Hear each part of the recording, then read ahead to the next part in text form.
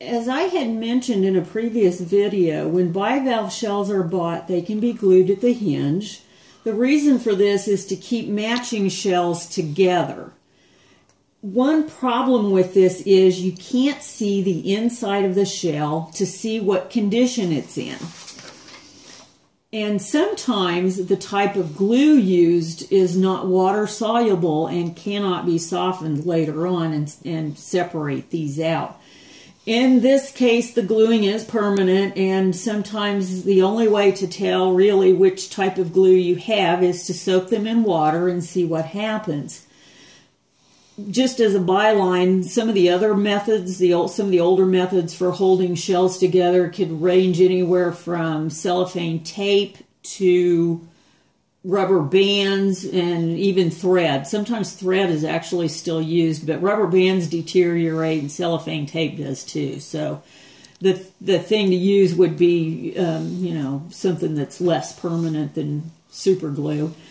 So these shells have been soaked in water. This one I am very suspicious was super glued because as much as it has soaked in water, it is not coming apart. So if I try to force this, well, let's see, maybe not. Oh, surprise. Whatever kind of glue that one was does soften in water. So there we go. That one did come apart. So I'll have to be really careful about that. I may just leave that like it is. Now this one I have let soak for several days, so I'm going to, there we go. Okay, that one will open.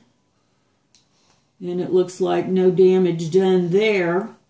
Sometimes the glue will be stuck in these little teeth, and so you can take a needle and pick out the big chunks like this. And sometimes there will be some along the edges too. Be very careful not to chip the shell. I'll try this one and let's see what we get here. See, that still has water running out of it. Okay, that one came apart very nicely, and it's quite dirty on the inside.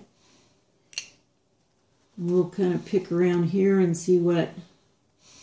That's not too bad there either. So, okay.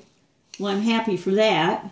I can clean that up rather nicely and get the glue off the edges. They actually did have this glued all the way around, but it is the water-soluble white glue that will come off. So, toothbrush is very handy for that, and a sewing needle, as you could see where I was kind of picking at the very, very fine structures here. You don't want to break those, so that will clean up very nicely. There we go. See some of that coming out right there.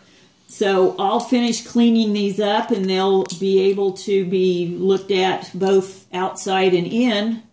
And any more I find like this, I can do the same way. And I'm very happy that this one was not glued with super glue. So we're good there. So I hope you enjoyed this video. I hope you got some good information about it. And we'll move on to another interesting subject the next time we talk about shells.